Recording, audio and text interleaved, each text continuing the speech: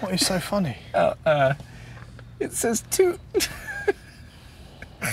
a button to make it toot. I got one of those. Okay, I see what I see.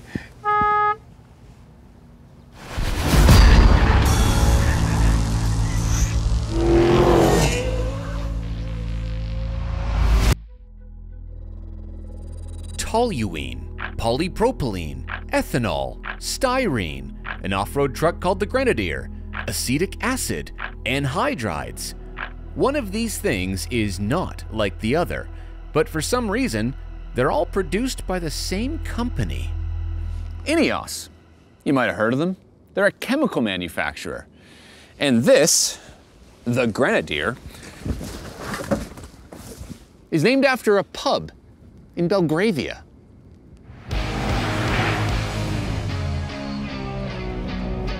Are you confused yet? Because I am. But hey, at least it's designed in England with a German engine and built in France. But this is a company that specializes in combining ingredients to provide a useful product. Except this time, instead of making the raw materials for all the world's industries to function, they decided to mix up the skill sets of several countries to produce something that they say the world has been robbed of. Or at least that's what the big boss thinks. So it's actually the brainchild of a British billionaire that decided that all the current off-road offerings are too luxury-oriented and not serious enough. What about the Bronco? No. Wrangler? Never heard of it. G-Wagon. No. Land Cruiser. Nope. Defender. The Defender. Yes, he's heard of the Defender. Okay. So just to recap. Yeah. Billionaire, rich guy, Jim Ratcliffe. Sir Jim Ratcliffe. Yeah. Wanted a Defender, decided that the new Defender isn't Defendery enough, hired a team, create his own. And all those other ones, they can't do off-roading? No, just his one. Just his is the right one to do. Okay. Anyway, you're watching Throttle House. I'm Thomas. And I'm James. And we're gonna try and figure out what the hell this thing is. Because not only is it made up of multiple identities, it also comes in multiple forms and can be spec'd 3 ways towards the weekend. This is the station wagon, but soon it will also be available in quartermaster form, which is the pickup, and the trim of this station wagon is the Fieldmaster, which is the road optimized version. But you can also choose the Trial Master, which automatically comes with things like a snorkel and front and rear locking differentials. And if none of those trims get your jollies, you can build one from the ground up, with all the special overland type goodies you can possibly imagine, like a factory dual battery system, or front and rear winches, or even a shovel. But regardless of what options you choose, the actual vehicle is an insanely overbuilt body-on-frame apocalypse survivor ready to take on, quite literally, any terrain on Earth. Also, despite its off-road chops, it can tow 7,700 pounds. In theory, it's a highly impressive vehicle, but it does start at over 70 grand US, and that's not cheap.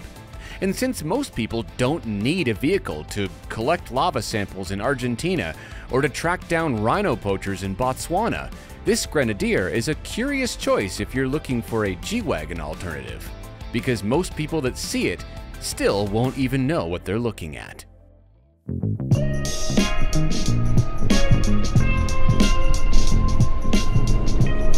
Does this thing kind of feel like it came out of nowhere?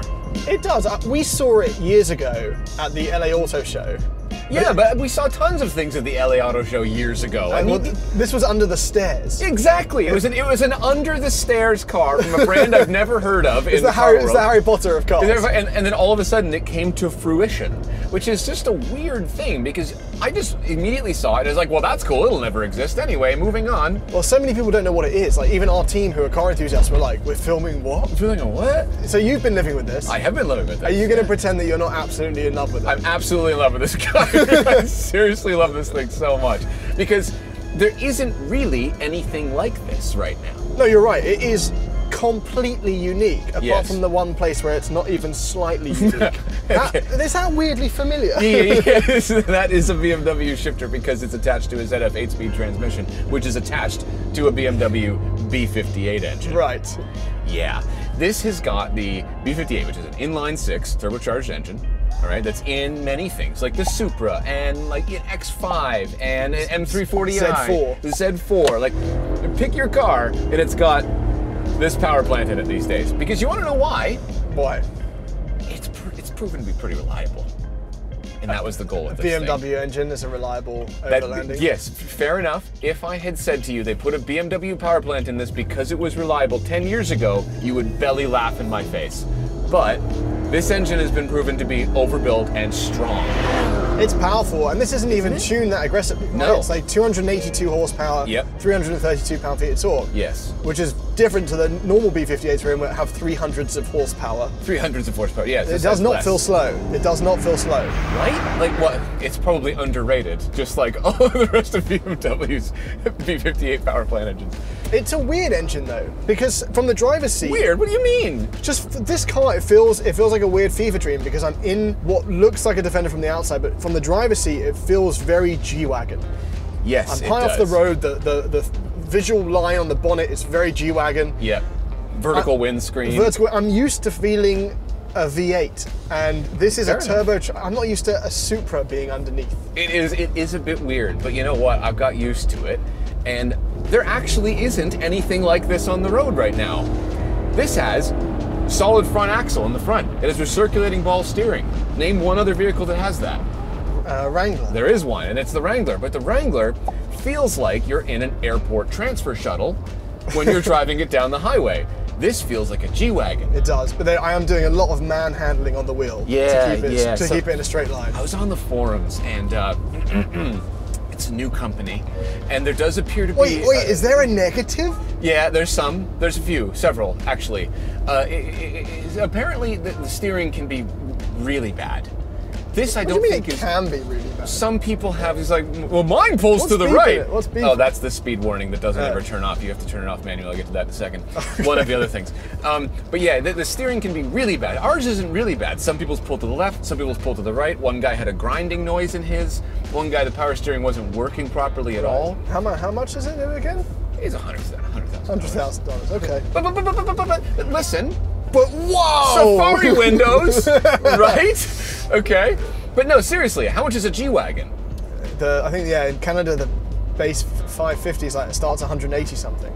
It's literally $80,000 Canadian more. So like 50 grand US more for a G-Wagon. Yeah, fair enough. Right? Fair enough. And how much is a Wrangler? Like a good off-road Wrangler with the 4 doors. Like a Rubicon 4-door. It's cheaper, $10,000 to $20,000 cheaper. But not that much cheaper for how refined. Like think about what you're in right now. Yeah. And this is quiet. This spec other than the beeping, fair enough, because you keep going over the line because the steering isn't very good. But it does wander. It does wander. You have to pay attention. Yeah. But yeah, doesn't it almost have like a German level of refinement? Yeah, the chassis and the just again, from the driving position, very G. Right, exactly. It feels like the structure is incredibly stiff because there's no creaks or cracks going on in here at all. No, it's sturdy. Yeah. Sturdy wings. It's nice. It's nice. The ride is good. It's really quiet. It's not Defender good. And I know that's a big part of why this car exists is because the Defender got made too soft. Yes. But I think if you're not doing the stuff that this feels specialized in the same way a Wrangler feels specialized. Yes. If you're not doing that stuff, the Defender's probably still a better road car. Probably. But there's also one thing that the Defender does that's better than this. What's that? Turn. Oh, round corners. No, see, you hit the lock stops and go harder. You just crank right on into it. We're gonna go off the road. We're off for the road, but there's a car coming. That's okay. We're doing it. That is one of the worst turning circles. But it doesn't matter because you can go off the road. That's the purpose of it, you see? But it's one thing to look like a Boeing 747. To turn like one on land, it becomes a bit of an inconvenience. Actually, they probably turn better because you can turn the wheels like this, right? What happens if I just pull from a start? Are there modes? There are driving modes? No. No. Well, there's an off-road mode. Well, there's no angry Ineos dynamic mode. No, so if we were to click the off-road mode, click that and then click it again. What that does is it turns off the seat belts. You don't have to have your seat belts on. Right. So if you need to bail out of the vehicle, you're doing some crazy stuff. Yeah, you're not driving, so we're fine. Yeah, exactly. All right, get me back in road mode. I'm gonna plant my foot. Oh, I'm hearing the. Yeah. You know what that is it's fast enough. It's definitely quick enough. Right? Yeah. So, if you zoom out for a second, I think it's an absolute error to attempt to evaluate this vehicle as a road vehicle. It's actually pointless because Ineos don't care what you think. They built it to be an overlanding truck. Right. They wanted durability. These seats are not powered. Right. That's a key that you literally turn. You don't push a start button. They wanted fewer ECUs. They wanted fewer wiring. They wanted more simplicity. They wanted reliability and durability. Nothing else mattered. Okay. Well, fewer wiring aside. Yes. We'll pretend that was correct. Fewer wirings? Yeah, sure. Okay. Can we then now stop and look at what is the actual really cool stuff? Yes. Let's do that.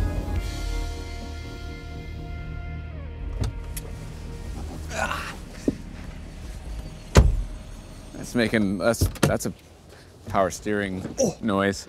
Did you hear that power steering noise? No. It's pretty loud.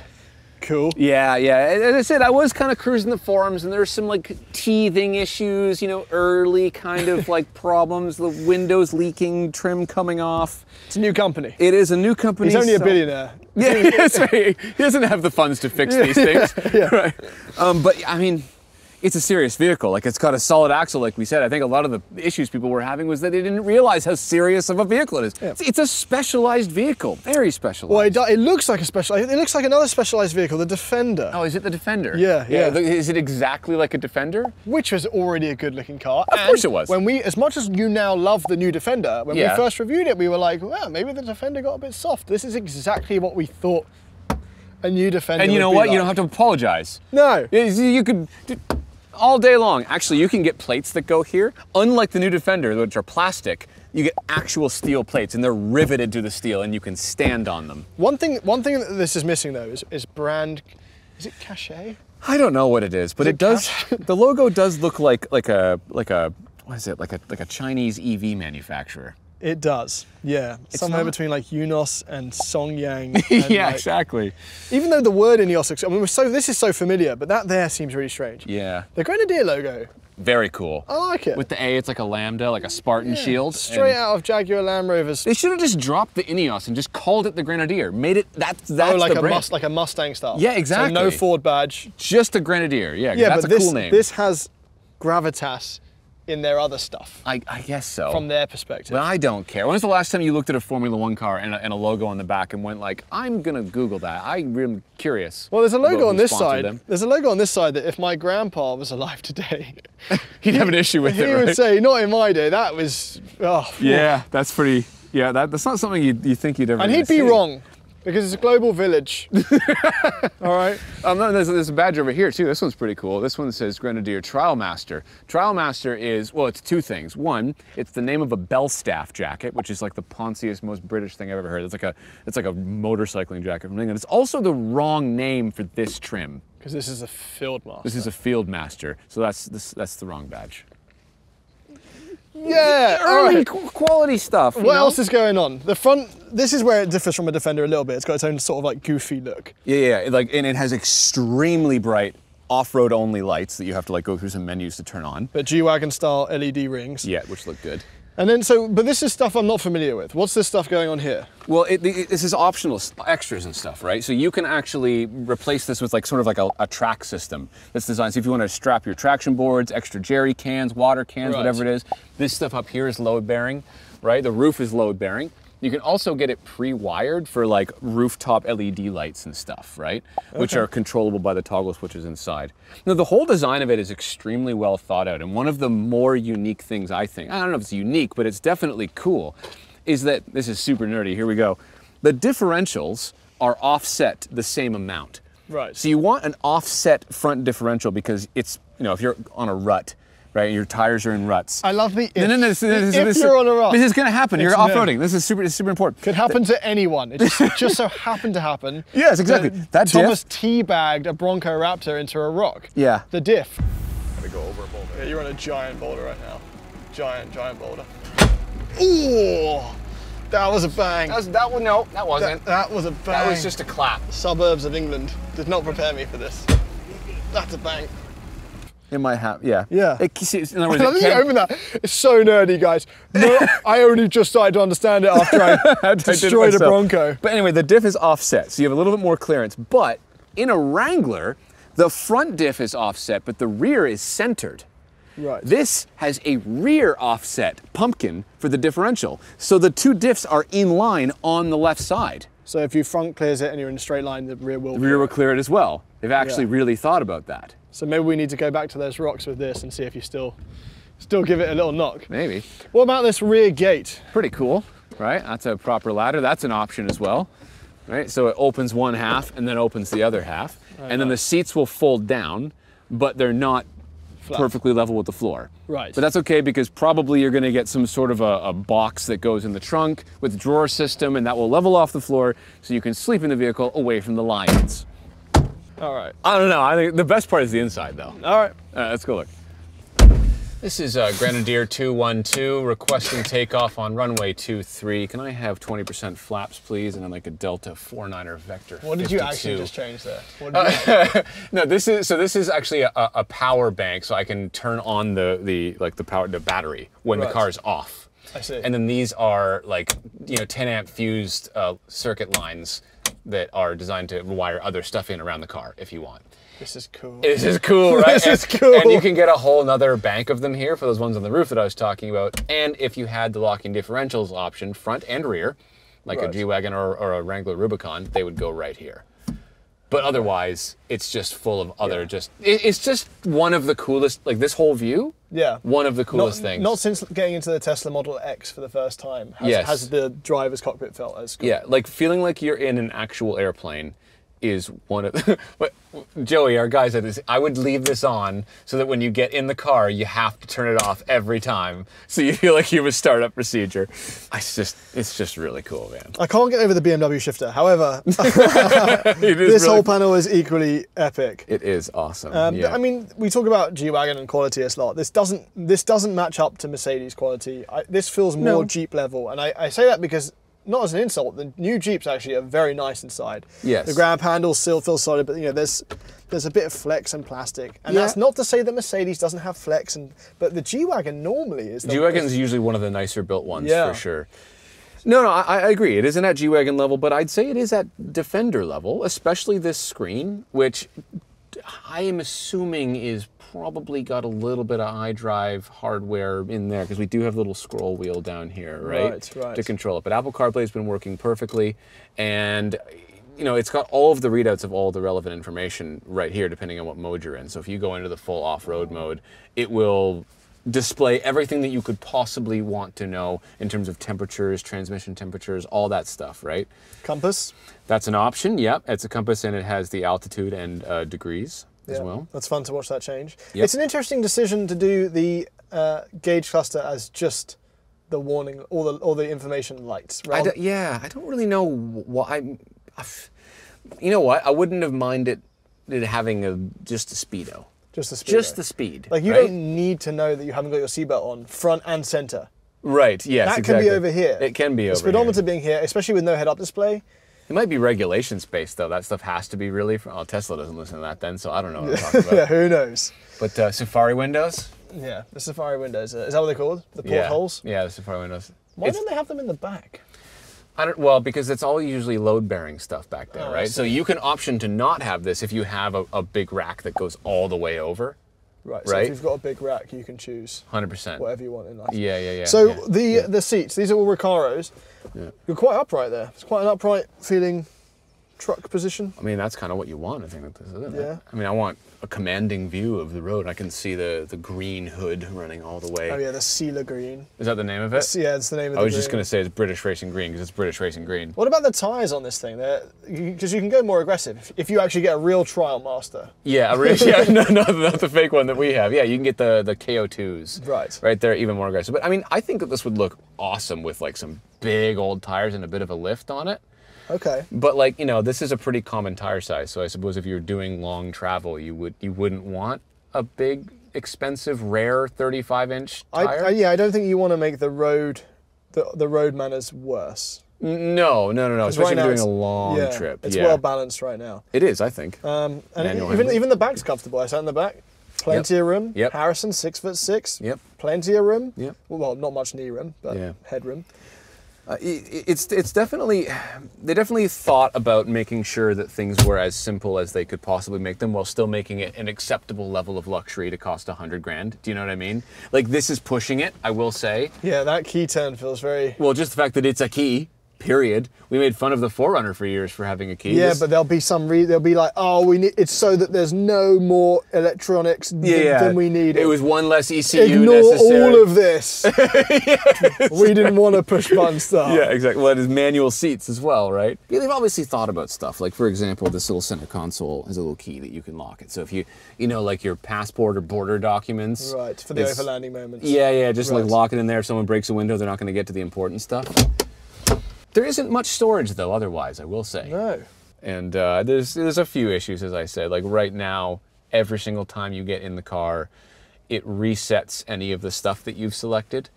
So if you have chosen to turn off the speed warning, which you need to, because the moment you click one tick over the speed limit, it beeps at you. Right. And the lane keep assist, which is, you're going to be wandering all over the road, so you're going to turn that off because it'll beep at you constantly. And the recirculation, like I said, that doesn't... I don't know. There's definitely a few things that need to be ironed out, but I mean, the parts bin feeling of the BMW shifter. Yeah. Everything else was so custom. At least the high range, and that's pretty cool. Yeah. Anyway, can we do some final thoughts on the road? Yeah, sure. I'm gonna drive. Okay. I can get used to this, you know. You have got used to it. I have. I don't know. This is one of those interesting vehicles because it's so specialized, and yet it barely feels that compromised as an everyday vehicle. But it shouldn't be that, at the price it's asking. Listen, fueled by guilt, Thomas has been obsessively watching 4x4 off-road content. Yeah. From the Land Cruiser video. Feel I should educate myself, you know? And he was telling me off camera that one thing he's never seen on those videos are G-Wagons. And our theory is that it's because the price point is too high. Yeah. Normally you see someone's $30,000 Lexus GX build or whatever. Yes, exactly. So, but it could also be image. Image of maybe the people that drive them aren't the typical off-road enthusiasts, and I think that this is splitting the difference. In terms of the image and cost? Yeah. Because it's up there. It's not cheap, but I think that it's priced correctly. Okay. Right? Because if you want a solid front axle, serious, extremely tough off-roader with a lot of very clever features, and you can spec it the way that you want it for actual overlanding in huge trips, crossing continents, you're getting a lot of stuff. And it does feel more sturdy. Yes. Yeah, it's the capability of a Wrangler with the heart of a BMW and the soul of a G-Wagon. Or an old Defender.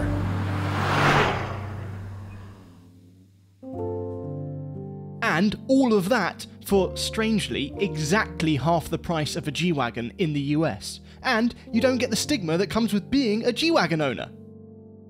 What do you mean? What stigma? You know, the one where most G-Wagon owners sort of have the vibe that they kick puppies for fun. You can't say that. Okay, alright, fine. Don't leave it in the edit then. Okay, no. It doesn't match up to the new G-Wagon in terms of fancy materials or engine or prestige or road manners, but it has its own, more utilitarian flavor. It's weird, it's wonderful, it's not for everyone, but for those who plan to use it the way it's meant to be used, or even for those that are just nostalgic for an era of purpose-built military-style rugged trucks, they'll find a long-lasting friend in the Grenadier. Or maybe you're just a billionaire that wanted a more true version of a new Defender. Well, then it obviously does that perfectly, all the while putting its money where its mouth is, providing proper overlanding chops, actual comfort, and modern tech. And as a bonus, it makes you feel like a private airline pilot. And for us, well, we highly approve of the new Grenadier. But let's just say they had us at overhead toggle switches. Thanks for watching.